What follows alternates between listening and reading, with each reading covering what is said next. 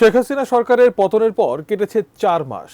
এই সময়ে বাংলাদেশ নিয়ে ভারতীয় সরকারের মনোভাব ও গণমাধ্যমে অপপ্রচার দুই দেশের নাগরিকদের সম্পর্ককে নিয়ে গেছে তিক্ততার দিকে। বিশেষত বাংলাদেশের সীমান্তবর্তী রাজ্যে অস্থিরতা অস্বস্তি ছড়িয়েছে দুই দেশের কূটনৈতিক মহলেও। সব মিলিয়ে দূরত্ব বেড়েছে যোজন।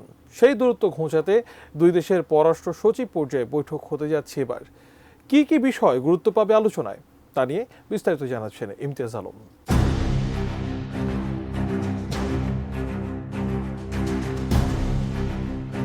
বাংলাদেশ ও ভারতের মধ্যে পররাষ্ট্র সচিব পর্যায়ের বৈঠক হতে যাচ্ছে আগামী ৯ ডিসেম্বর। বৈঠকে বাংলাদেশের পক্ষে নেতৃত্ব দেবেন পররাষ্ট্র সচিব মোহাম্মদ জসিমউদ্দিন এবং ভারতের পক্ষে বিক্রম মিশ্রি।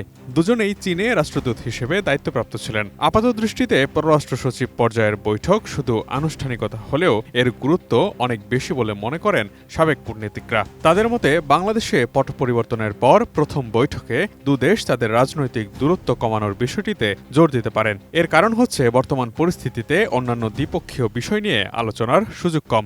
ভারতের পররাষ্ট্র সচিব বিক্রম মিশ্রির সঙ্গে প্রধান উপদেষ্টা ড মোহাম্মদ ইউনুস এবং পররাষ্ট্র উপদেষ্টা মোহাম্মদ তৌহিদ হোসেনের সৌজন্য সাক্ষাতেরও কথা রয়েছে। পররাষ্ট্র সচিবদের বৈঠকে বড় ধরনের কোনো কিছু হওয়ার সম্ভাবনা নেই বললেই চলে। তবে বর্তমান প্রেক্ষাপটে উত্তেজনা প্রশমন ও বিভিন্ন খাত যেমন ভিসা, চিকিৎসা ইত্যাদি খাতে বিরাজমান অচল অবস্থা নিয়ে কিছুটা হলেও উন্নতির চেষ্টা হতে পারে। বৈশ্বিক পরিমণ্ডলে ভারত অর্থনৈতিকভাবে একটি উদীয়মান দেশ হিসেবে আবির্ভূত হচ্ছে, তাই বাণিজ্যিক বিষয়ের আলোচনাও সম্ভাবনায় থাকতে পারে। কাঠ ও পিভিসি ম্যাটেরিয়ালের সংমিশ্রণে তৈরি আধুনিক আরএফএল উডিডোর, কাঠের চেয়েও কঠোর। ক্ষমতাচ্যুত আওয়ামী লীগ সরকারের সঙ্গে ভারতের রাজনৈতিক বোঝাপড়ার বিষয়টি গোপন কোনো বিষয় নয়। এখন শেখ হাসিনার সরকারের সময়ে ভারত অত্যন্ত স্বস্তিদায়ক অবস্থায় ছিল। হঠাৎ রাজনৈতিক পট পরিবর্তন হওয়ায় অন্তর্বর্তী সরকার গঠনের পর ভারতের স্বস্তিকর অবস্থান পাল্টে যায় এবং এর কারণে তাদের মনোভাবেও পরিবর্তন দেখা যায়। তাই বাংলাদেশে সংখ্যালঘু কার্ড নিয়ে ভারতের অপপ্রচারের বিষয়টিও এখন একটি গুরুত্বপূর্ণ আলোচনার বিষয়। মিয়ানমারে রোহিঙ্গা সমস্যা তৈরি হওয়ার কারণে বাংলাদেশে বিশাল একটি সমস্যা তৈরি হয়েছে। আবার নিত্য প্রয়োজনীয় জিনিস সহ বিভিন্ন ধরনের পণ্য ভারত থেকে সহজে আমদানি করা সম্ভব হয় এবং অনেক বাংলাদেশী ভারতে চিকিৎসা করতে যায়। তাই এসব খাতে নিরবিচ্ছিন্ন সেবা অব্যাহত রাখতে এসব বিষয়ও আলোচনার আলোচ্যসূচিতে থাকতে পারে বলে ধারণা সাবেক কূটনীতিকদের।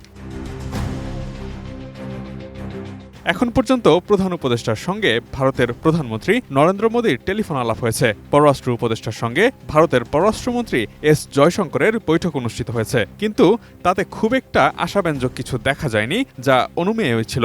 তাই ভারতের সঙ্গে বিভিন্ন প্ল্যাটফর্মে যোগাযোগের কোনো বিকল্প নেই এখন বাংলাদেশের কাছে। শুধু সরকারি যোগাযোগের মধ্যে সীমাবদ্ধ না থেকে ট্র্যাক 2 ব্যবহার করা যেতে পারে। এছাড়া আঞ্চলিক ও বৈশ্বিক প্ল্যাটফর্মেও যোগাযোগ অব্যাহত রাখা প্রয়োজন বলে মনে করছেন সাবেক কূটনীতিক ও বিশেষজ্ঞরা।